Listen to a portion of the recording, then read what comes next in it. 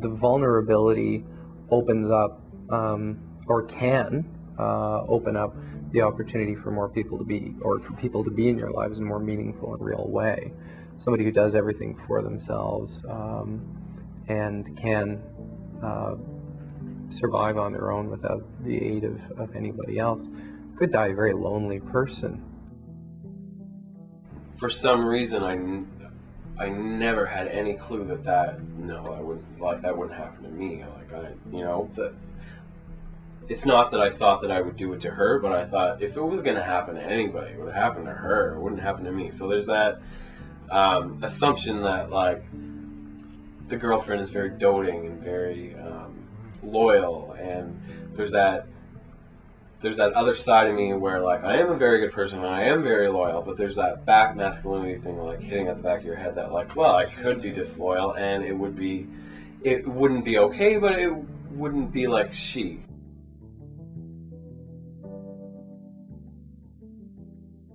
I don't know, I guess if you were more vulnerable, if that kind of led to you being less scared that people were going to take away the things that you needed, you wouldn't kind of feel like you needed to own them and have that same power over them.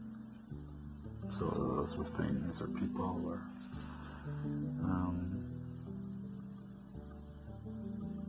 I think I'm in a lot of sort of domestic abuse sort of stuff is around men feeling vulnerable and like something's going to be taken away from them or their access to it's going to be removed and they don't know how to deal with that and they freak out and get violent. I'm sure there's other guys who are just sort of manipulated and malicious.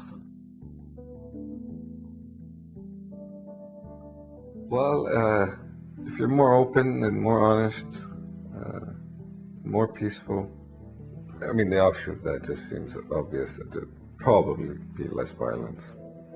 And I mean violence is whether it's towards women, I mean we could go up the scale. It's neighborhood battles, civil war, international war. I mean that seems a bit crazy. I'm fortunate enough to have the ability, like I did a lot of recuperation with martial arts and bodybuilding and stuff like that. It was huge at one point. And for me that was a buffer, it was an armor and a protection, but to that kind of fear. Part of being in this experience for 8 years, I've seen quite a few workers. I've become close with a few, but not too many, and I've just found that their background, whether it's through training and this kind of behavioral approach, I found uncomfortable with. Because I found in my experience, I think I helped, but I think my friend helped me too. Just being aware of. I just found that a lot of people were hard ass, if I could use that expression, in trying to control behaviors.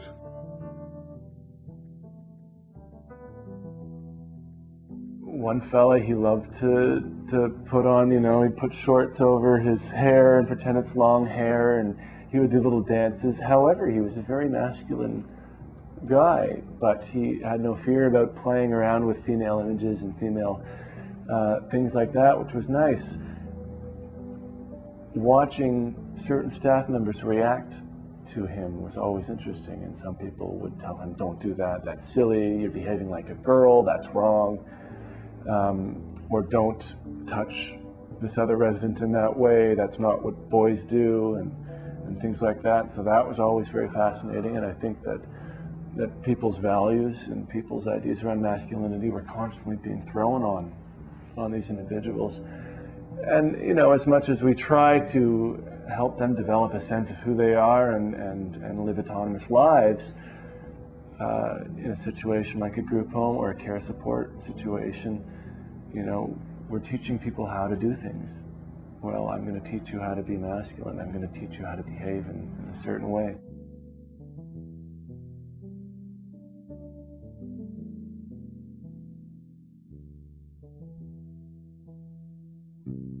For the men I interviewed, and myself especially, being vulnerable is disarming.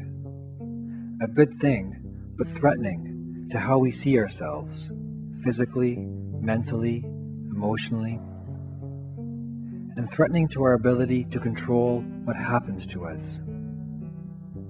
Letting people in and letting go of controls, assumptions, judgments, and fears doesn't make us weak, but is actually tough work that can help us accept others and ourselves as we are. As I become more comfortable and aware of my own vulnerability, I can empathize and connect with the needs and fears of others. The separateness between people breaks down, between men and women, fathers and sons, and between people of all abilities. What also breaks down are the stereotypes and conventional ideas of what is labeled masculine and feminine in the first place.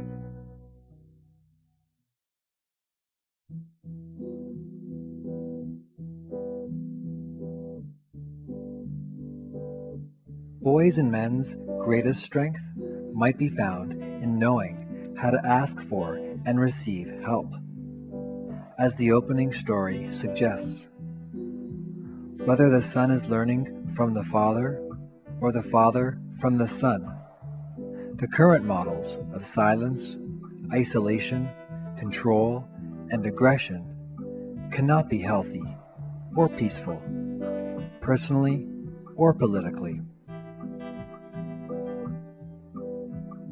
Speaking with Will, Andrew, Peter, Sean, and Mike, I felt safe enough to explore, name, and own personal experiences that I couldn't have done alone.